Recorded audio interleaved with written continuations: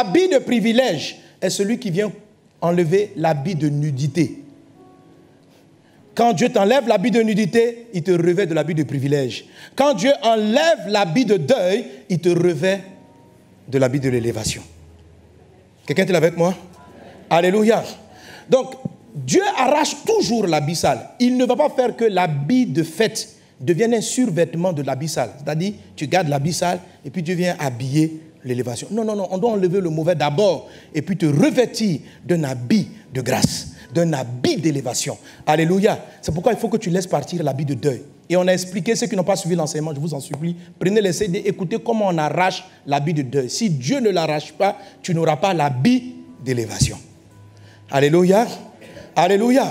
Tu n'auras pas l'habit d'élévation et tu dois porter maintenant cet habit parce que ton destin est trop important. Et il y a beaucoup de gens qui attendent ce que Dieu a déposé en toi. Tu dois être élevé pour manifester ce que Dieu a déposé en toi. Dis avec moi, élévation. Élévation. Amen, amen. Wow. Alléluia. Amen. Quand Dieu a enlevé l'habit, soit tu restes nu, soit tu décides de faire les œuvres qui vont te donner maintenant l'habit de l'élévation. Qu'est-ce qu'il faut faire? Il y a 5 choses à faire. Dis avec moi 5. Et je vais rapidement te citer aujourd'hui une seule de ces choses à faire. Alléluia. La Bible dit les habits, ce sont les œuvres. J'ai fouillé dans la parole de Dieu et pour remarquer quelles sont les caractéristiques des gens qui sont toujours mis au-dessus des problèmes. Toujours. Et Joseph est un exemple. Donc ça montre que les œuvres qu'il avait l'habitude, ce qu'il faisait, était la raison pour laquelle chez son papa, il était au-dessus. Chez Potiphar, il est passé au-dessus. En prison, il est passé au-dessus. Chez Pharaon, il est passé au-dessus. Alléluia. Alléluia. Qu'est-ce qu'il avait? La première de ces choses, c'est que c'est une personne, Joseph, savait aller de l'avant. Il avançait toujours. Dis avec moi, j'avance. Alors, la première clé, la première attitude, les premières œuvres, les premières actions pour porter l'habit de l'élévation, c'est la caresse. Il faut être une personne qui sait aller de l'avant. Dis à un voisin, tu dois avancer. Tu dois avancer. Alléluia. Le contraire d'avancer, c'est rester sur place ou c'est rester dans le passé. C'est rester en arrière. Amen. C'est quelqu'un qui savait aller de l'avant. Il ne restait pas dans la douleur. Et quand vous lisez, n'est pas le seul. On va visiter rapidement Job. On va visiter David. Eux tous savaient aller de l'avant. Dis à un voisin, avance. Avance. Joseph était élevé chez son père. En moins de 48 heures, je ne sais pas combien de jours, il s'est retrouvé trahi. Tentative de meurtre. Pas par des étrangers. Par son grand frère Ruben, qu'il a vu un enfant et qu'il a soulevé. Peut-être qu'il était petit, il courait comme ça. Grand frère Rubo. Son frère qui venait après, Siméon, Judas, Lévi. C'était leur petit frère. Quand vous considérez l'âge qui avance, lui et ses grands frères, c'était aurait pu être son père. Ils l'ont vu grandir. Et ces gens-là se sont assis et ont décidé de mettre fin à ses jours. Et après, ils ont changé d'avis et ils l'ont vendu comme esclave. Ce n'est pas n'importe qui l'a vendu. Lorsqu'il se retrouve chez Potiphar, je vous dis vraiment, il y a des méchancetés que vous subissez qui peuvent vous scier la vie, c'est-à-dire vous attaquer moralement, psychologiquement, émotionnellement. Ce sont des chocs. Des chocs. Des gens avec qui tu avais confiance, tes grands frères. Et tu marches dans le quartier, puis tu es content. Grand frère Rubo, grand frère Rubo. Et eux tous, il y en a qui font des situations atténuantes. Non, c'est notre frère, il ne faut pas qu'on va le tuer. Hein? On n'a qu'à le mettre, on n'a qu'à le vendre. Mais quand Joseph, ce qui est étrange, c'est que lorsqu'il arrive chez Potiphar, Joseph n'est pas dans le deuil. Il n'est pas assis dans la maison. La Bible dit, regardez, on a lu, la Bible dit, tout ce qu'il entreprenait, ça veut dire il a continué d'entreprendre. Il ne s'est pas assis. Et puis les gens me disent, toi là, pourquoi tu es triste comme ça? L'homme est mauvais.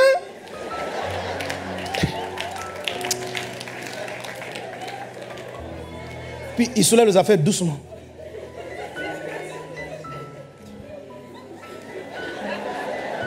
Et les gens sont mauvais sur la terre. Je n'arrive pas à croire. Comment ont-ils pu me faire ça?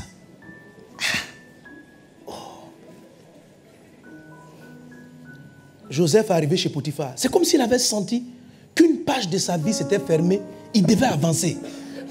Il devait avancer. Mon ami, la vie va te donner des douleurs douloureuses. Mais avance. Dis à un voisin, avance. Avance. Avance. Certains vivent dans l'état de leurs parents. Joseph était le fils préféré de son père. Et Jacob, son papa, n'est pas un pauvre. C'est un homme très riche. Quand la Bible parle de la richesse de Jacob, vous êtes au respect. Un homme extraordinairement riche. Et le fils était le privilégié de son père. Donc il se retrouve du jour au lendemain, boy, esclave, par la méchanceté des personnes. Mais il a assumé sa situation. Et il dit, c'est là que recommence mon histoire. On va avancer. Il faut que tu avances. Arrête de pleurer le passé glorieux de ton papa. Avant, votre famille, vous avez de l'argent, vous roulez de grosses voitures, tu étais dans les meilleures écoles, à table. Non, mais maintenant, tu ne peux pas acheter entrée, tu ne peux pas acheter dessert. Tu as des problèmes avec les plats de midi. Avant, tu avais entrée, dessert, petit dessert, goûter, tout ça. Tout est fini. Mon ami, c'est fini. Avance.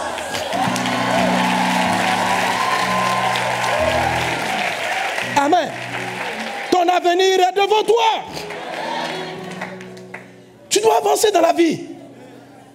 Tu es toujours dans le deuil de ton passé. Toujours dans le deuil de la gloire passée. Regardez, quand vous écoutez souvent les Ivoiriens, la Côte d'Ivoire. Du temps d'Oufoué. Frère, Oufoué est parti. Oufoué, vraiment, Dieu a béni la Côte d'Ivoire d'avoir eu un tel président. Mais, il est parti. Il ne va pas revenir. Avance.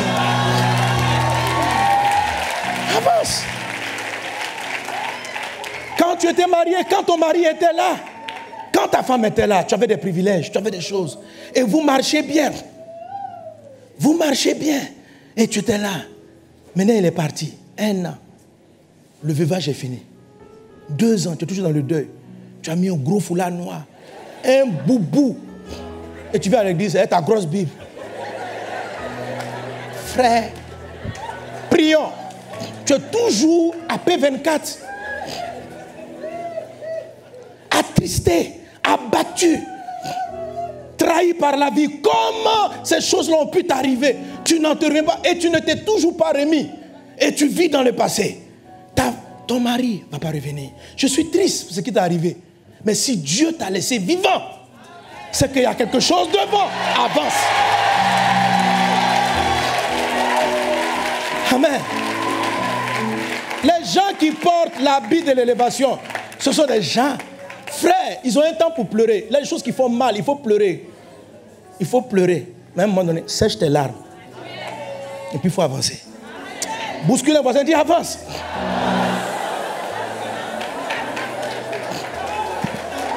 Alléluia.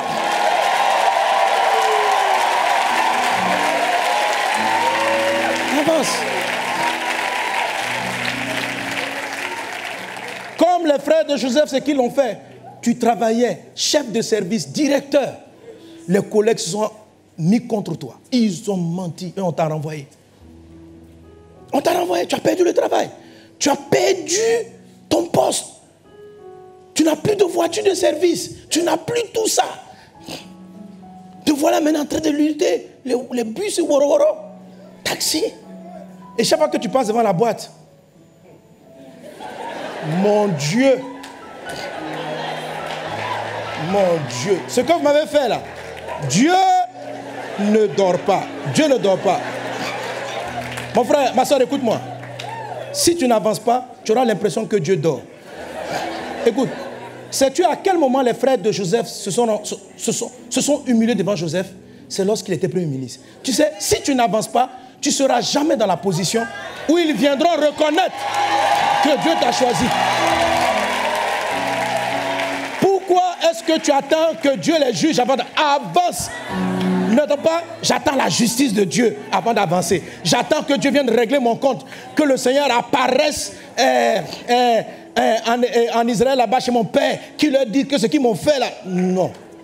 Ce que Dieu a dit, tes ennemis reconnaîtront. Ils vont se prosterner. Mais pas dans ta position actuelle. Ça a été une histoire. C'est vrai, tu as eu tout ça. C'est vrai que tu avais tous ces privilèges. Que le nom du Seigneur soit béni. La vie n'est pas évidente, mon ami. Dans la vie, on prend des coups, on ne sait pas d'où ils viennent. Mais quels que soient tes ennemis, ils te mettent toujours sur le chemin de ton destin. Dis à un voisin, avance, avance. Avance. Arrête de penser à l'entreprise qui a fermé parce que tu as eu un comptable escroc qui a pris tout ton argent. Avance. Arrête de penser aux gens qui t'ont trahi, qui ont détourné l'argent de votre affaire. Aujourd'hui, ils t'ont laissé avec une dette, je ne sais pas de combien. Depuis là, tu n'es plus sorti. Ça fait 5 ans que tu as fini cette histoire. Et tu es toujours là-dedans. Quand tu commences même une entreprise à nouveau, tu es toujours dans le regret, dans le remords. Comment j'ai pu embaucher des gens comme ça? Comment j'ai pu m'associer avec des gens comme ça? La Bible dit, Joseph a entrepris. Il dit, ça c'est passé, on ferme la porte, on passe à notre histoire. Et il a commencé à être élevé. Chez M. Potiphar, quand il est devenu chef de la maison de Potiphar, Madame Potiphar vient contre sa vie. Elle ment sur lui. Histoire récurrente. Il se retrouve en prison. Vous avez vu en prison? Le chef de prison l'a remarqué. On l'a mis chef de la maison. Même en prison, le petit avançait. Il n'est pas resté là. Eh, Madame Potiphar, mais les femmes sont des sorcières. Aïe.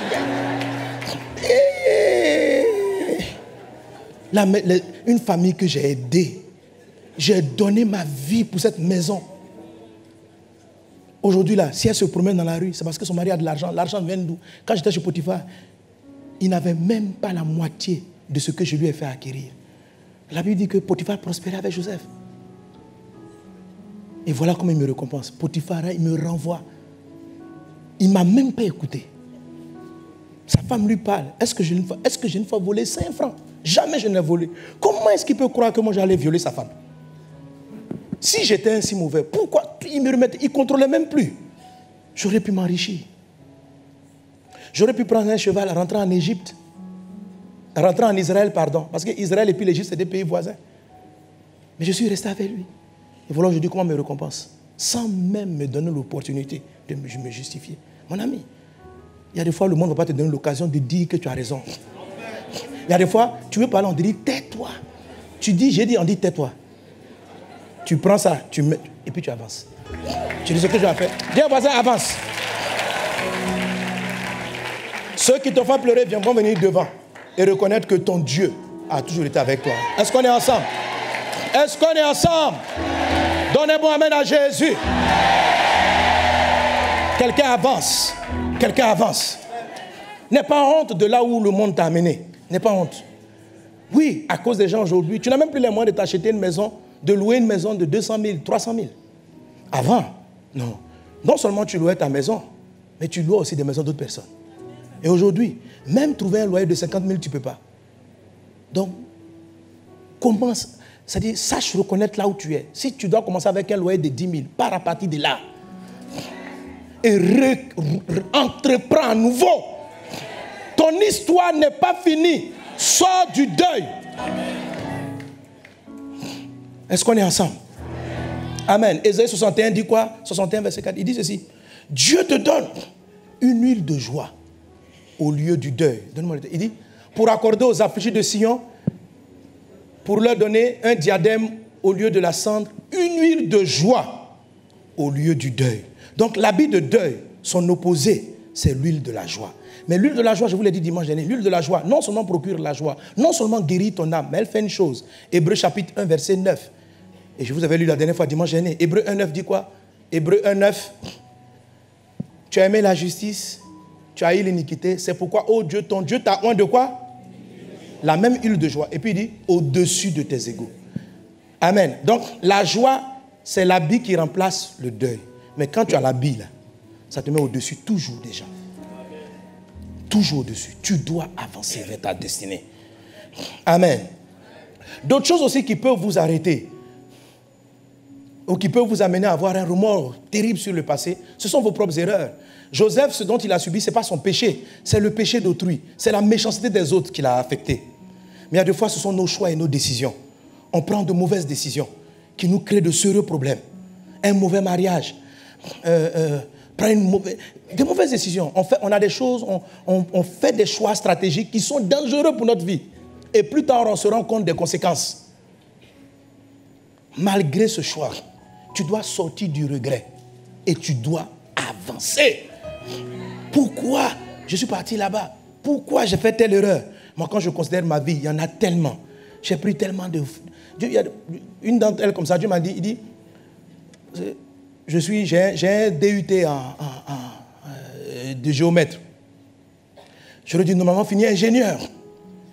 Mais à l'époque où Dieu me disait d'étudier, j'exhortais tout le monde. Il y a un temps pour prêcher, il y a un temps pour étudier. Moi, je n'étudiais pas. J'étais partout. Les étudiants même de ma cité, les étudiants, ils disaient, quand vous ne savez plus quoi faire, quand vous êtes fatigué dans votre chambre, allez chez le frère Sanogo.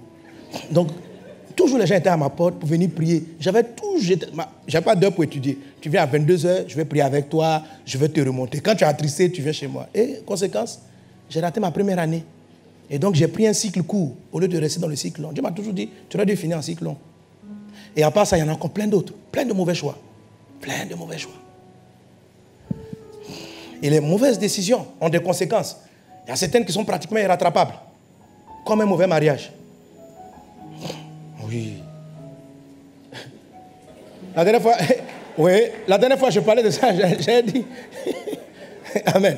La dernière fois, j'avais dit ça, j'ai dit... tu portes la charge d'un foyer que tu n'aurais pas dû porter. Ça arrive. Mais même encore là, la vie ne s'arrête pas. On peut avancer. Et tu vois ça avec David. On va finir avec ce texte. 2 Samuel 12, verset 9. Non, verset 7. Et Nathan dit à David, tu es cet homme-là, ainsi parle l'Éternel, le Dieu d'Israël.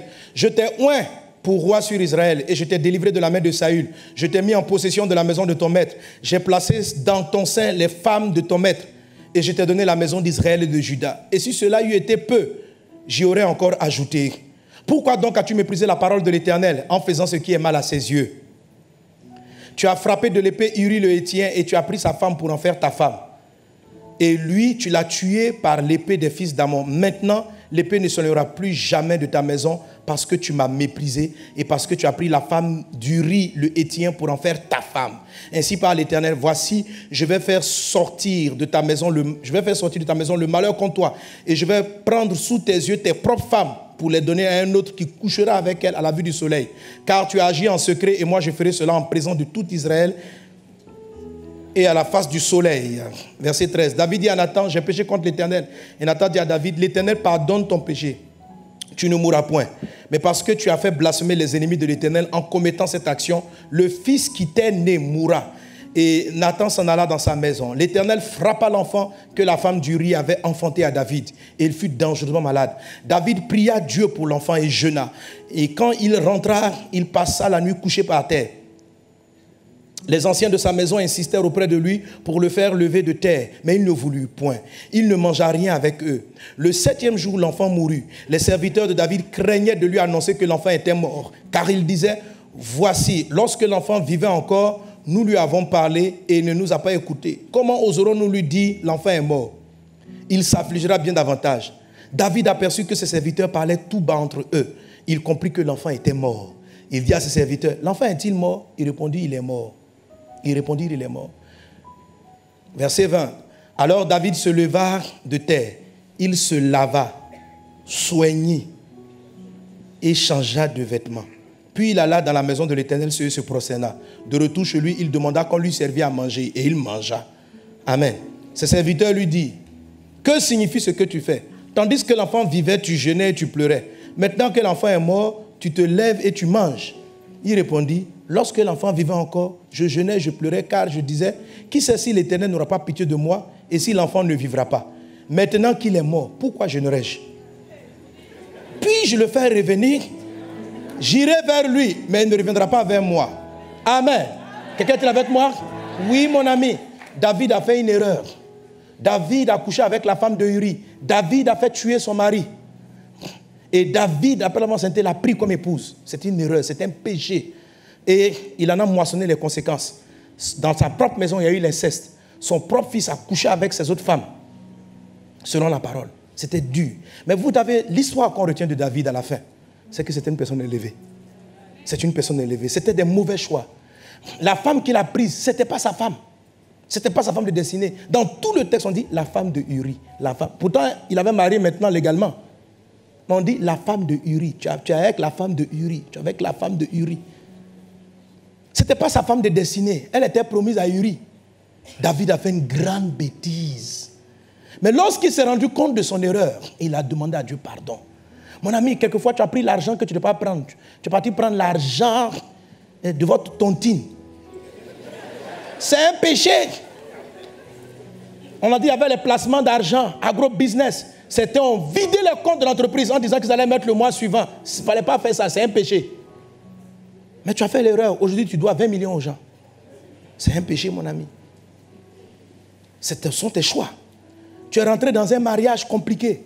On ne t'a pas mis là-bas. C'est toi-même qui as dit oui devant les mains. Voilà le problème. Tu as une erreur. Ça arrive. Mais depuis ça, depuis cette erreur, tu n'avances plus. Tu es paralysé. Tu ne veux plus entreprendre. Tu ne veux plus rien faire. D'abord, répands-toi de ton péché comme David l'a fait. Il s'est repenti sérieusement. Et il a décidé d'avancer. Quand on a dit que l'enfant est mort, il dit, frère, en ce moment, il n'y a pas l'onction de résurrection. Lui il s'est levé. Il s'est lavé. Il a fini de pleurer. Dis à voisin, il faut finir de pleurer. Depuis 2 jours là, tu pleures seulement. Je dois. Même si tu es en prison parce que tu as mal fait, pleure et puis planifie comment tu vas sortir pour travailler. Amen. Et regardez la suite de l'histoire. Alléluia. Amène-moi le dernier texte. David, lisons ensemble. David consola Bathsheba, qui maintenant, après sa repentance, Dieu a corrigé son erreur. C'était plus la femme de Uri. C'était plus la femme de Uri. On dit maintenant, là, ça devient ta femme. Tu sais, même si tu t'es marié à la mauvaise personne, ça a été une erreur de choix. Mais quand l'histoire est passée, et que malgré sa présence, tu vis des conséquences, assume.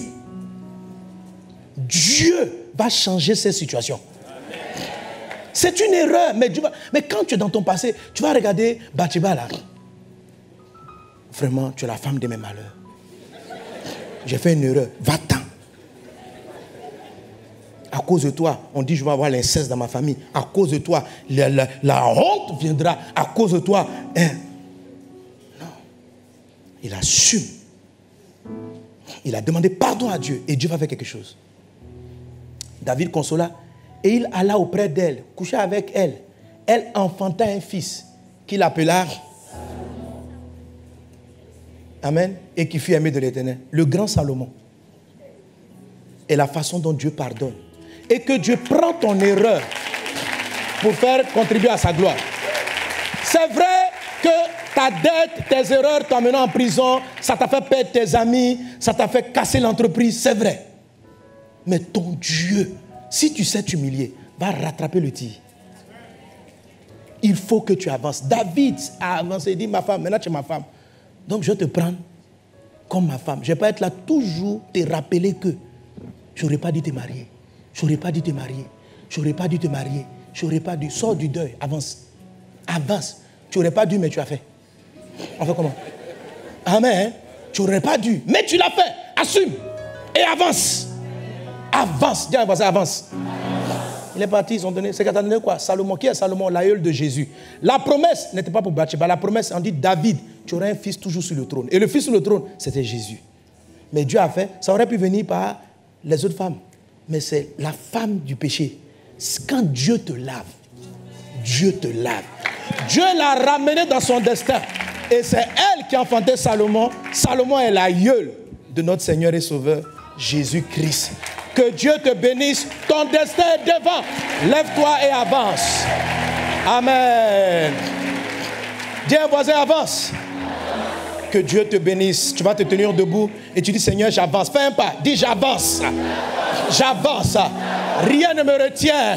J'avance. J'avance. Je bâtis à nouveau. Je construis à nouveau. Mon destin est devant. Il n'est pas derrière. Amen. Mon ami, est-ce que tu as remarqué une chose? Est-ce qu'on a besoin de savoir ce qui arrive dans notre dos? Non, c'est important. S'il y a un danger, tu peux regarder derrière. Mais Dieu a fait de sorte qu'on a deux yeux. Il n'a pas équilibré. Il peut mettre un œil sur la nuque. Dieu a mis les deux yeux devant pour dire toujours que le destin d'un homme, c'est devant. Avance. Amen. Alléluia. Amen. Amen. Et même quand tu avances, il y a des fois tu entends un bruit à l'arrière. Dieu a donné un coup pour qu'on regarde. Mais si tu veux trop regarder, tu vas te faire un torticolis. Tu comprends, non? Pour dire que la tête doit pas toujours tourner vers l'arrière. Ce n'est pas la forme normale du corps. La forme normale, c'est comme ça.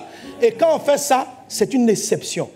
On regarde d'où on vient pour savoir mieux sauter. Ce n'est pas pour rester dans un passé. Mon mari était, mes enfants. Non, tourne-toi, tes deux yeux sont devant. Avance. Que Dieu te bénisse abondamment. Alléluia. Dis avec moi, j'avance en Jésus. J'avance. Amen.